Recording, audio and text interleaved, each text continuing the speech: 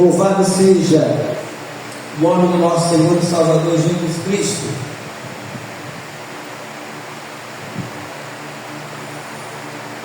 Abra sua Bíblia no livro de 2 Timóteo, capítulo de número 3.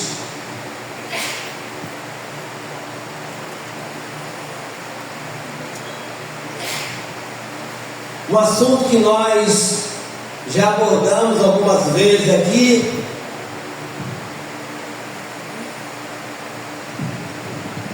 mas a palavra de Deus, ela nunca é cansativa, porque é Deus falando aos nossos corações. Queria que você ficasse de pé, por favor.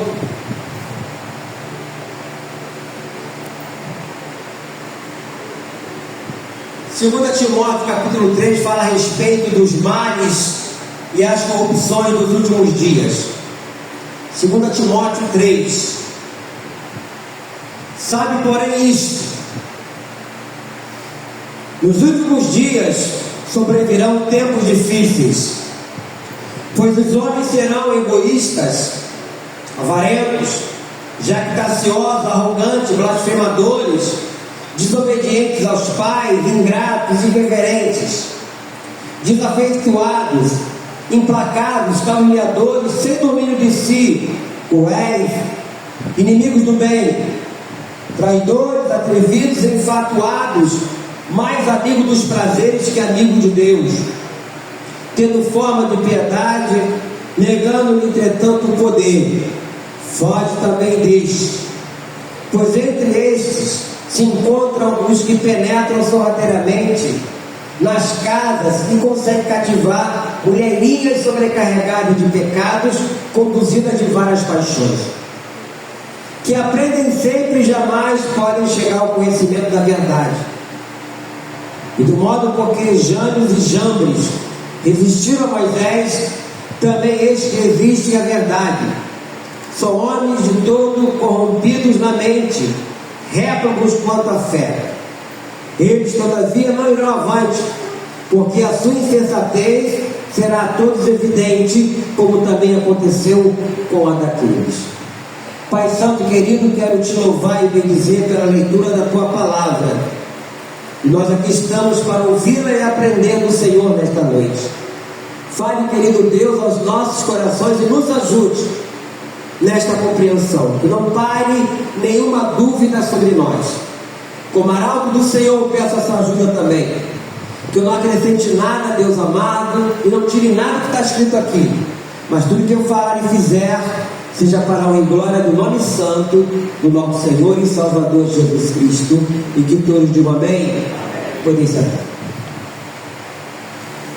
O que nós vemos aqui, meus irmãos, é que o apóstolo Paulo está alertando o discípulo dele chamado Timóteo sobre a vinda de tempos difíceis, porque ele fala nos últimos dias, e nesses últimos dias estão sendo marcados por uma profunda corrupção moral, espiritual, onde as pessoas se tornarão egoístas, avarentas e arrogantes. Nós estamos vendo essa época hoje. Tudo que nós tomamos conhecimento, não somente na nossa cidade, no nosso estado, no nosso país e no mundo inteiro, já havia sido alertado por esses homens usados por Deus, como foi o apóstolo Paulo. Aqui fala de falsos mestres e por aí vai. No versículo 1, quando ele fala: sabe, porém, isto, nos últimos dias sobrevirão tempos difíceis. Queridos, nós estamos vivendo os últimos dias, e sinais dos tempos estão acontecendo nos quatro cantos da terra, e muitos daqueles que até sem confessar Jesus como seu Senhor e Salvador reconhecem isso. Nós estamos vendo os últimos dias mesmo. Desde quando eu escuto isso, de pessoas que não têm nenhum compromisso com Deus, mas reconhecem, devido aos acontecimentos. Ele diz no versículo 2: pois os homens serão egoístas, avarentos, jactanciosos, arrogantes, blasfemadores, desobedientes aos pais, ingratos, reverentes, desafeiçoados, implacáveis. Tudo isso tem acontecido, principalmente nessa época agora que terminou nossa festa de carnaval. Sem domínio de si, cruéis, inimigos do bem, traidores, atrevidos, infatuados, mais amigos dos prazeres que amigos de Deus. Nós não estamos vivendo tudo isso hoje. As pessoas amariam a si mesmo. Nós estamos vendo um período do narcisismo, ao dinheiro, aos prazeres, mais do que a Deus. É uma admiração excessiva por si mesma, falta de empatia pelos outros, pessoas egoístas. No versículo 5 fala a respeito, Paulo aqui está avisando que muitos teriam uma forma exterior de religiosidade, mas seu caráter negaria o poder transformador do Evangelho do nosso Senhor Jesus Cristo. É o que diz o versículo 5: tendo forma de piedade, negando entretanto o poder. Foge também dessas pessoas.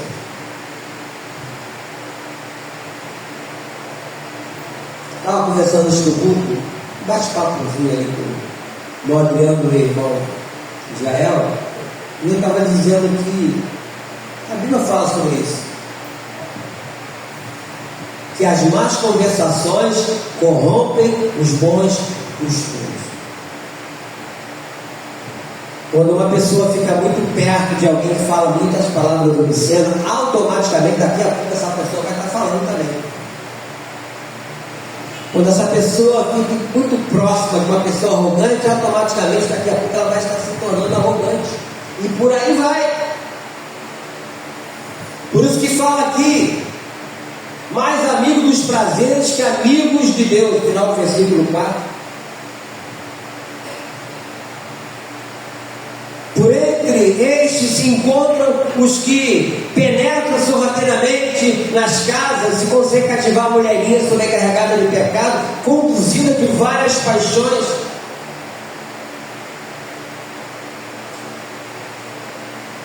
Esse é o mundo que vivemos. Eu sempre repito aqui na igreja que nós somos privilegiados. Privilegiados por termos tido um encontro pessoal com Jesus e termos nos rendido a Ele. E hoje nós temos Ele como nosso único e suficiente Salvador e não abrimos mão disso.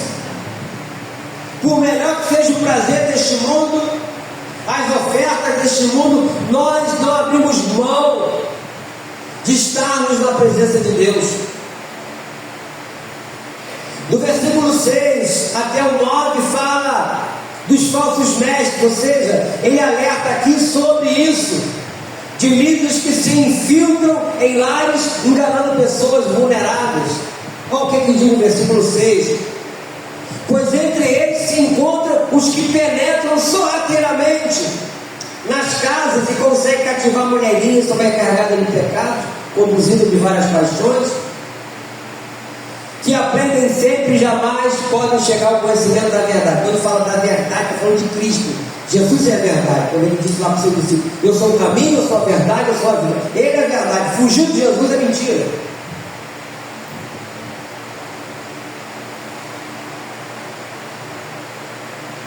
Então fala de falsos mestres.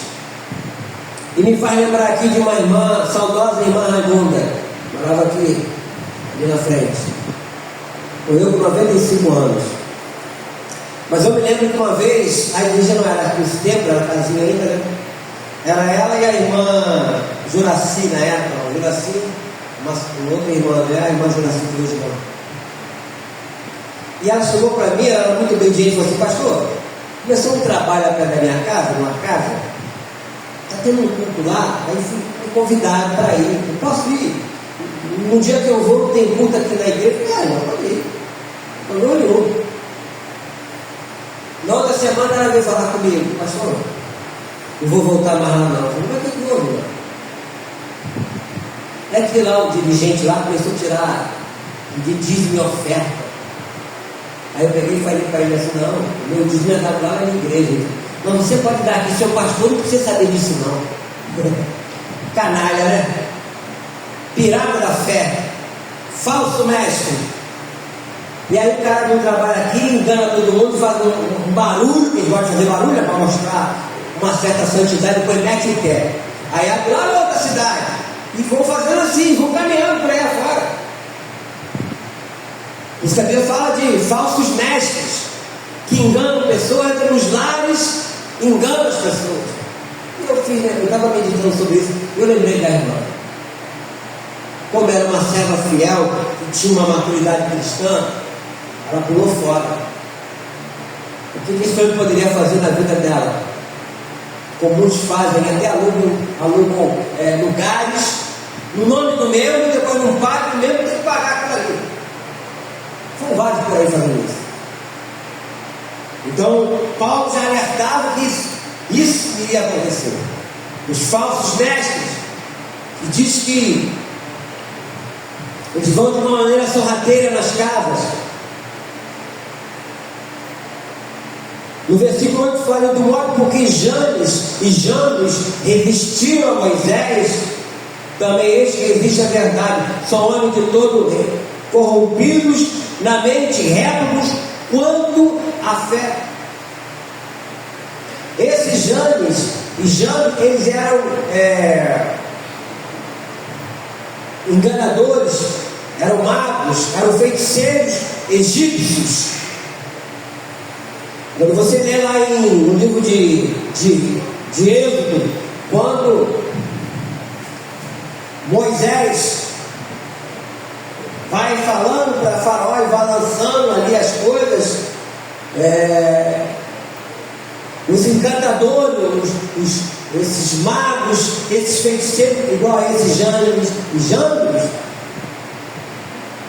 fizeram também mágica lá perante Faraó. Por isso que ele usou esses personagens aqui, de modo porque Jambres e Jambres resistiram a Moisés, também eles que resistem à verdade, ou seja, resiste a Cristo, resiste, né? São homens de todo corrompido na mente, réprobo quanto à fé. Por isso que às vezes nós tomamos conhecimento de pessoas que têm até título de pastor e enganam as pessoas, fazem coisas absurdas. Eu quero dizer para você que você não leve isso e aceite que todo mundo faz isso, porque haveria esse tipo de pessoa. Jesus não nos enganou. Muitos iriam fazer até milagres no nome dele. O próprio Pedro falou sobre isso também. Os falsos mestres, que eles estão enganando as pessoas. Nós estamos vivendo uma época dessa, meu irmão. Paulo aqui dá uma ordem a Timóteo, voltando para o versículo 5, quando diz: tendo forma de piedade, negando e tentando poder, foge da lei desse. Você tem que fugir desse tipo de pessoa. Você não pode permitir que as pessoas venham e tirar aquilo que é teu, porque faz um barulhozinho, faz uma coisa qualquer para mostrar como eu falei, uma certa santidade, que por trás daquilo ali são lobos roubadores, como diz a Bíblia, lobos vestidos de ovelhas.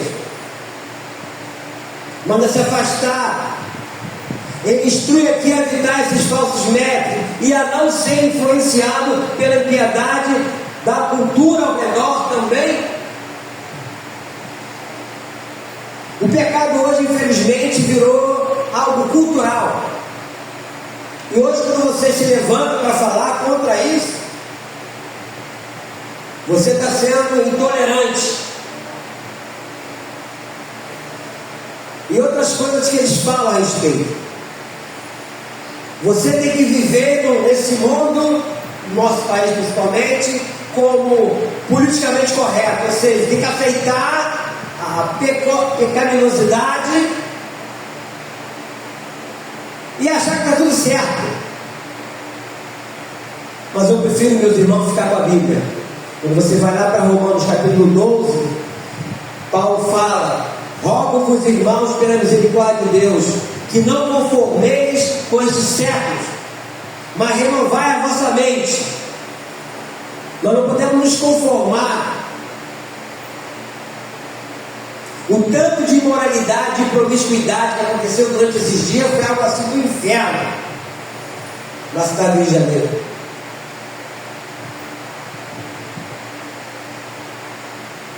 As pessoas estão dentro de um tremedal de lama, como diz lá no Salmo 40. No Salmo 40, Davi começa falando que ele esperou confiantemente pelo Senhor, ele me ouviu quando clamei de socorro, tirou-me de um poço de perdição, de um tremedal de lama. Meus irmãos, nós estamos em Cristo hoje, nós fomos tirados de um poço de perdição e de um tremedal de lama. Só você parar para pensar do que você fazia no passado, do que você acreditava no passado, das coisas que me mandavam fazer e nós fazíamos. Quantas coisas, eu já falei isso aqui várias vezes, nós acreditávamos naquelas coisas. E nos lugares que nós andávamos, por isso que eu falo que nós somos privilegiados, não canso de repetir isso.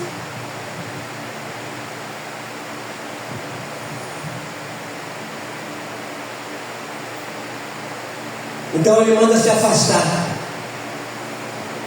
Hoje, meus irmãos, se ouve muito falar sobre influenciadores. De volta e meia nós vemos essas pessoas sendo presas. Elas conseguem um número absurdo de seguidores e ganham dinheiro com isso, hein? E quantas pessoas são influenciadas por essas pessoas? E pasmem, até cristão.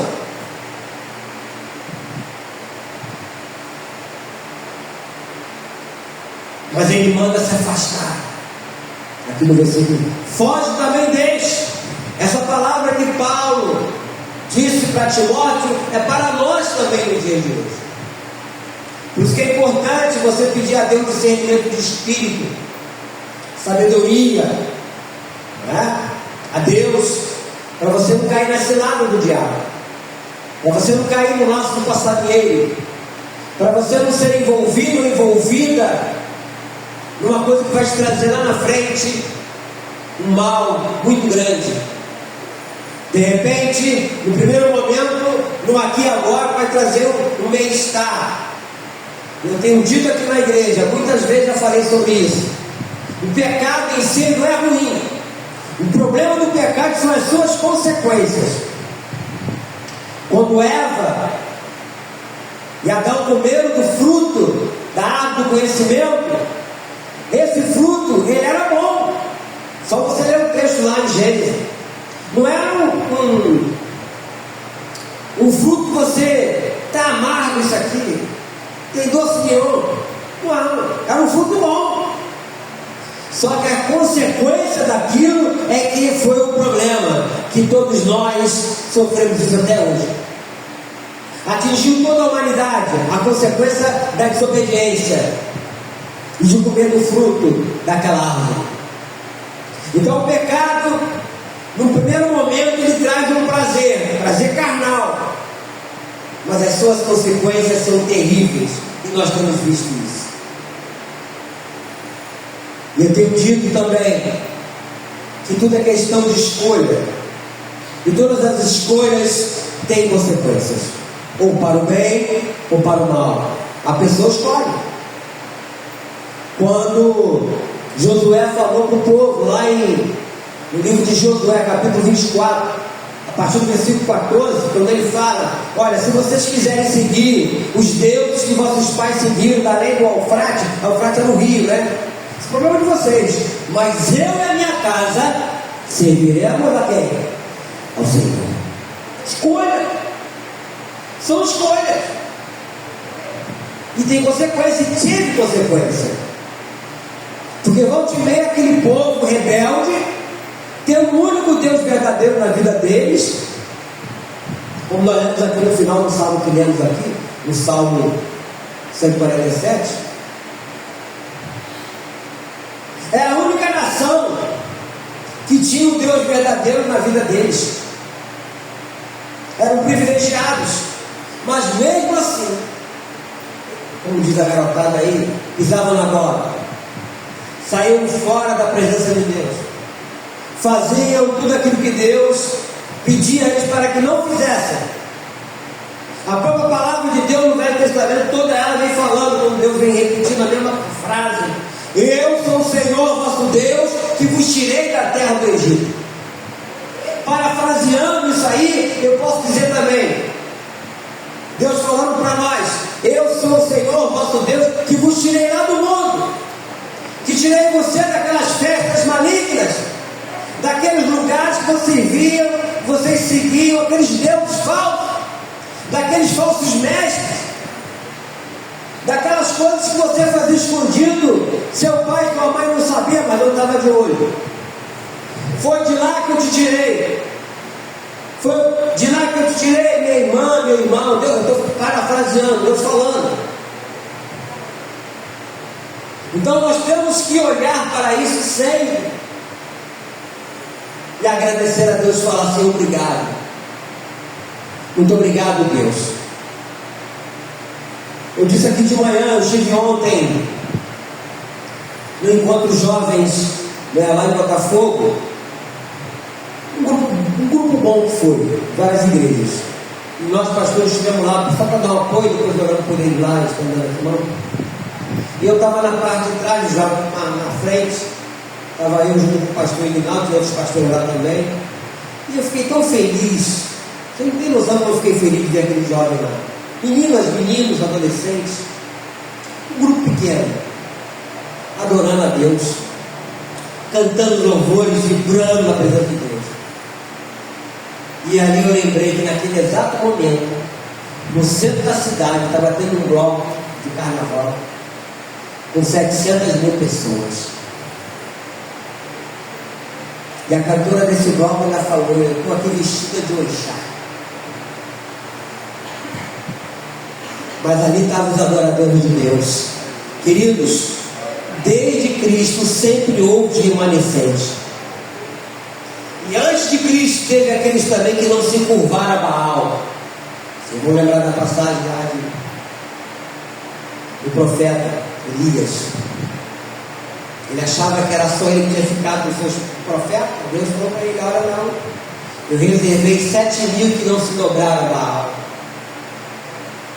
E hoje também, apesar de tudo que nós estamos vendo aí, porque nós, como filhos de Deus, queridos, sempre seremos a minoria, nunca seremos a maioria. Pode ter certeza disso. É só, você pega a história de toda a Bíblia.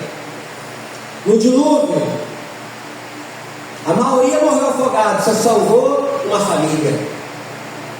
Sodoma e Gomorra, a maioria morreu queimado, só sobrou Ló, sua esposa e suas 2 filhas. Até os noivos das filhas tiveram a oportunidade de salvar, mas ficaram gracejando com ele, zombando dele lá. E a mulher que tinha sido salva, morreu para trás de uma estátua de sal. Todo mundo conhece o texto. E vem a história toda assim. A maioria escolhe quem? Barrabás. E crucifica Jesus. Jesus andava curando multidões de pessoas enfermas, ressuscitou morto, tornou cego, paralítico, mudo, surdo. Mas quando ele ressuscita, apareceu só um pouco mais de 500 pessoas. Mas aquela multidão, e aquela multidão que foi alimentada pelos peixes e os pães. Então, fique tranquilo, que sempre é a minoria que vai estar com Deus. A maioria não quer Deus. A maioria quer orgia, promiscuidade, quer ser lambuzado no pecado. Não querem. E muitas das vezes até encontra conosco e pede oração, mas não querem que se saia de lá do lamaçal, da podridão. Querem receber as bênçãos de Deus, mas continuar pecando, fazendo tudo de errado. Paulo aqui, meus irmãos, ele enfatiza que apesar da resistência à verdade, à insensatez desses homens será manifesta a todos. E ele incentiva aqui a perseverança na sã doutrina.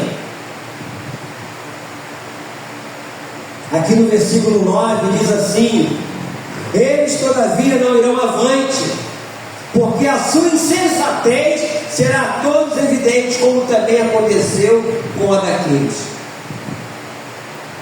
Tudo vai ter um final. Muito triste. Eu disse aqui de manhã,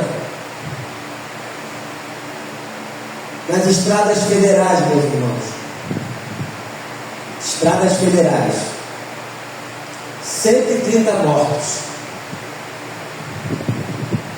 1.481 feridos, 1.241 acidentes,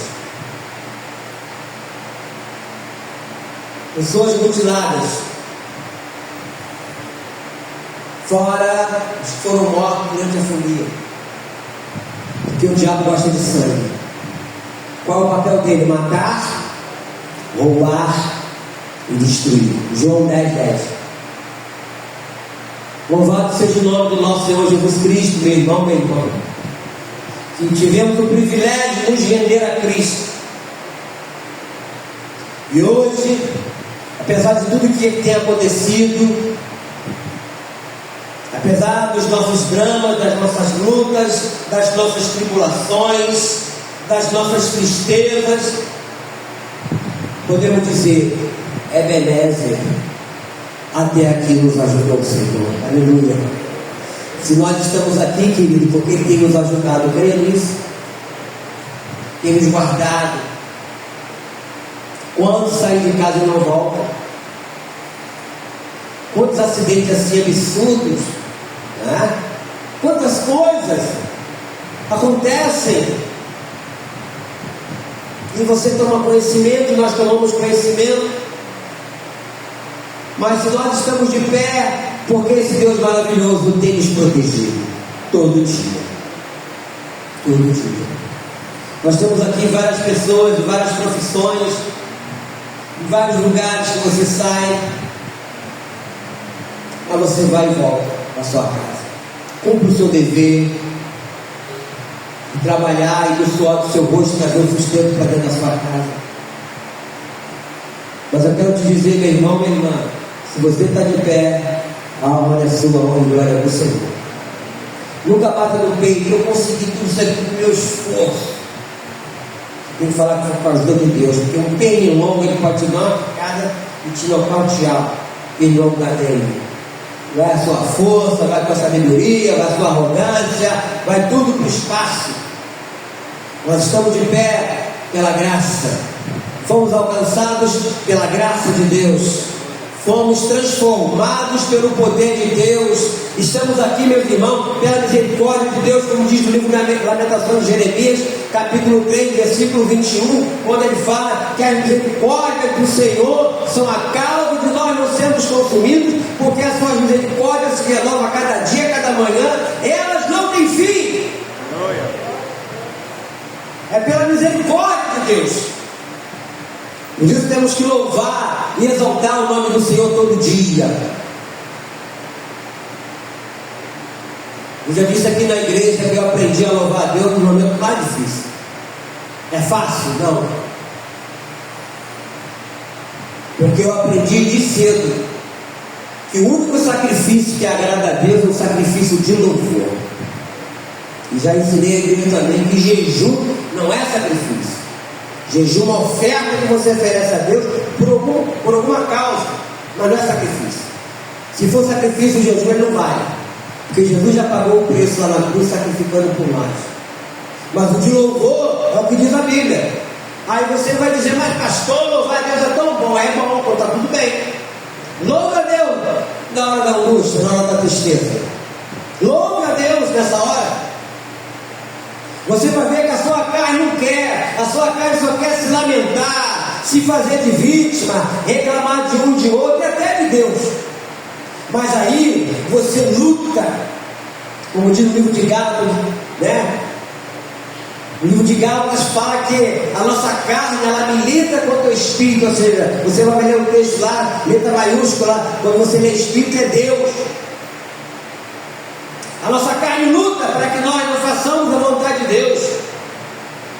Mas aí você luta também contra a vontade da carne, e mesmo no momento difícil você louva a Deus. Você exalta o nome do Senhor. Você não consegue ficar só se lamentando. Você exalta o nome do Senhor. Quantos no passado que tiveram um momento muito difícil em suas vidas e louvaram o nome do Senhor naqueles momentos? E nós temos que aprender a fazer isso também. Nós temos que ser gratos a Deus. A gratidão, ela não se paga. Não temos como pagar a Cristo que Ele fez por nós. Nós podemos ser gratos a Ele, fazendo a vontade dEle, cumprindo aquilo que Ele nos mandou fazer, até porque os mandamentos do Senhor não são penosos.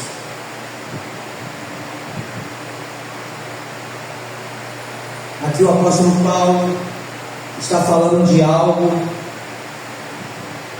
que haveria de acontecer, até porque também estava acontecendo naquela época.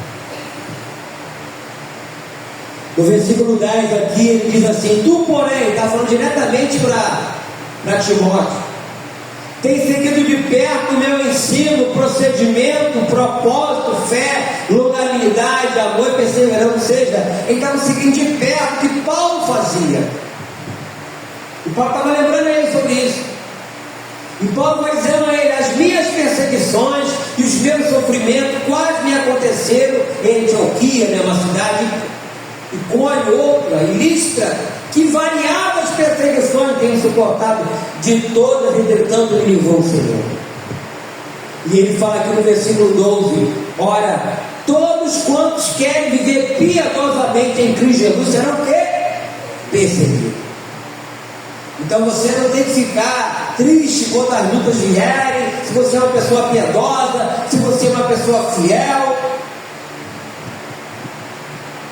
Como nosso querido irmão Gerson fez uma excelente mensagem de manhã aqui na igreja.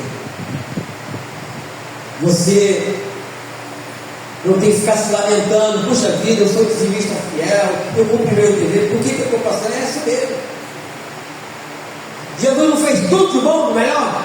E o crucificado, você fez com ele, vai fazer comigo? Sim. Então todos quantos querem viver piedosamente, como diz aqui, serão perseguidos. Nós, queridos irmãos, como cristãos de verdade, nós confrontamos o pecado que a humanidade vive. Por isso que nós não somos muito quistos em muitos lugares. As pessoas nos rejeitam, é assim mesmo, vamos rejeitar mesmo. Porque elas vivem nas trevas, e a luz, quando chega, eles se sentem incomodados. Aconteceu com Jesus lá também. Jesus foi chamado de Beelzebul. Sabe o que é Beelzebul? Beelzebul era uma entidade daquela época, o nome de um demônio. Depois chamaram ele de embusteiro. Você quer embusteiro? Mentiroso. Depois de tudo que ele fez, cuspiram nele, rasgaram suas vestes, açoitaram ele com vara, colocaram uma coroa de espinho na sua cabeça, zombaram dele. Se fizeram tudo isso com Jesus, vão fazer comigo e com você também. Mas não é para nós desistirmos, não. É para saber que nós estamos no caminho certo. É para você entender, meu irmão, minha irmã, que você está cumprindo o mandado do Senhor. O versículo 13 diz assim: mas os homens perversos e impostores serão de mal a pior, enganando em ser enganado. Nós estamos vendo tudo isso hoje, principalmente no nosso país. Pula para o capítulo 4 aí. Esse mesmo livro de 2 Timóteo, no capítulo 4, Paulo continua exortando Timóteo, quando ele fala: conjuro-te perante Deus e Cristo Jesus, que há de julgar vivos e mortos pela sua manifestação e pelo seu reino. Quando ele voltar. Prega a palavra. Manda de fazer isso. Quando a gente fala do evangelismo, nós estamos seguindo aquela ordem do Senhor do Ídio, né? Prega a palavra, isto quer seja oportuno, quer não. Corrige, repreende, exorta com toda longanimidade e doutrina, ensinamento, né? Pois haverá um tempo, nós estamos vendo esse tempo hoje, né? Em que não suportarão a sã doutrina. O que é essa doutrina? O ensinamento bíblico. Doutrina quer dizer ensinamento. Essa palavra doutrina quer dizer ensinamento.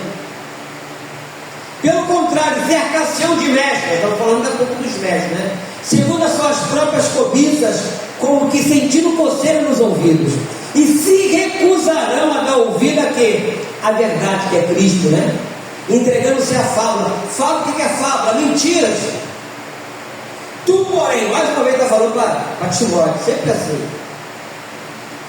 seja sóbrio em todas as coisas, suporta as aflições, faz o trabalho de evangelista, cumpre cabalmente o seu ministério. Essa palavra é para mim e para você, meu irmão. E aqui Paulo fecha a partir do versículo 6. Quanto a mim, estou sendo já oferecido por libação, e o tempo da minha partida é chegado. Ele sabia que estava chegando no final da vida dele. Vamos todo mundo ler junto o versículo 7. Vamos lá.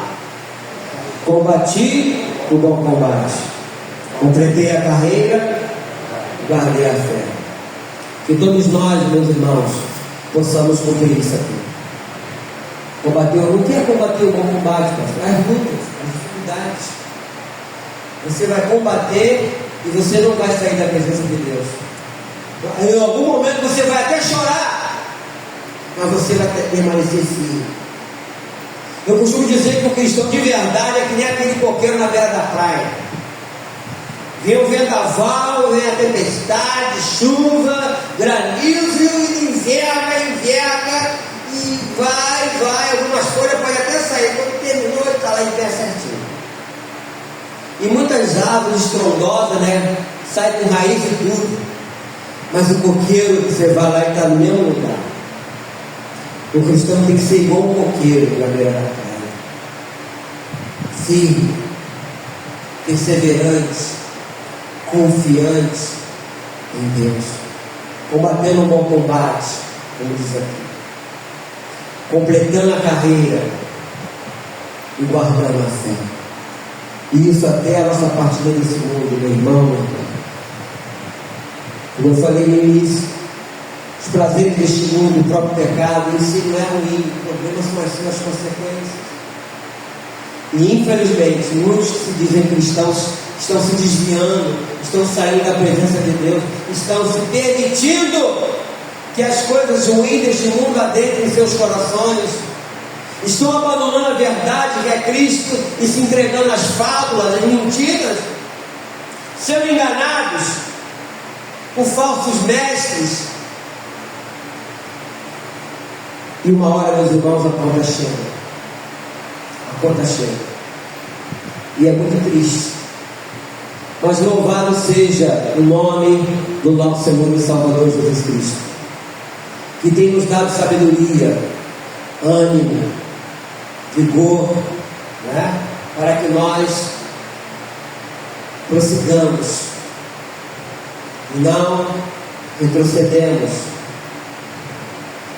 possamos continuar assim, como disse o próprio apóstolo Paulo no outro texto: de fé em fé e de glória em glória. Amém? Curva sua cabeça. Queria orar com você e por você. Querido Deus, Pai Celestial, exaltado seja o teu nome por essa meditação. Glorificado, Deus amado, seja o Senhor. Mais uma vez aprendemos um pouco mais. Que o Senhor nos ajude Que o Senhor nos dê graça, fé, ânimo, para que prossigamos.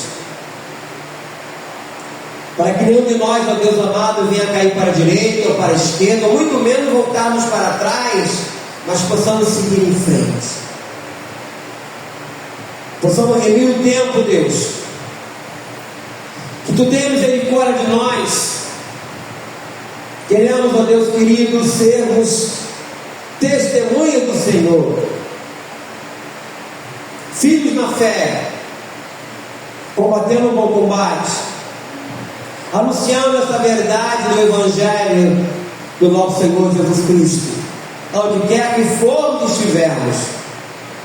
Eu te peço, meu Deus e meu Pai, por cada vida aqui neste lugar, por cada pessoa que adentrou por essas portas, algumas passando um momento difícil na sua vida física, na sua vida material, sentimental, emocional e até mesmo espiritual.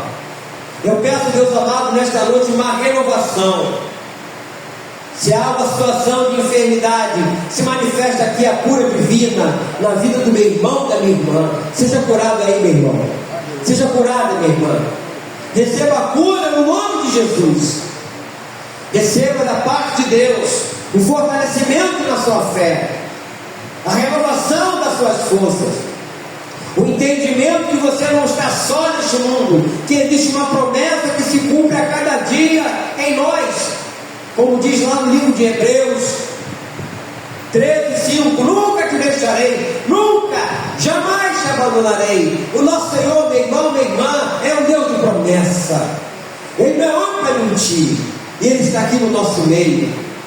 E que você saia daqui renovado e renovada pela presença de Deus, por essa palavra que vai ecoar dentro do seu coração. E que essa semana, onde quer que você for ou estiver, esteja a presença de Deus, a presença do Espírito Santo na tua vida, e que você seja uma testemunha viva na vida de outras pessoas, falando a respeito do nosso Senhor Jesus Cristo, não tendo vergonha de anunciar Cristo para outros. Aleluia, aleluia. Deus querido, põe em tuas mãos a vida do meu irmão, a vida da minha irmã, e nos ajude para que possamos prosseguir e caminharmos, ó Deus amado, na tua presença, e poder falar em alto e bom som que só o Senhor Jesus Cristo é Deus, e que para nós não existe outro, nem no céu, nem na terra, nem embaixo da terra. Tu és o único, o verdadeiro, o Criador de tudo e de todos, o Senhor da nossa vida. E que Deus Pai, Deus Filho, Deus Espírito Santo, meu irmão, minha irmã, te abençoe e te guarde e te dê a paz. Amém? Boa noite. Que Deus nos abençoe rica e abundantemente. Não se esqueça que o nosso Deus é um Deus bom. Todo tempo. Boa noite, uma boa semana para todos.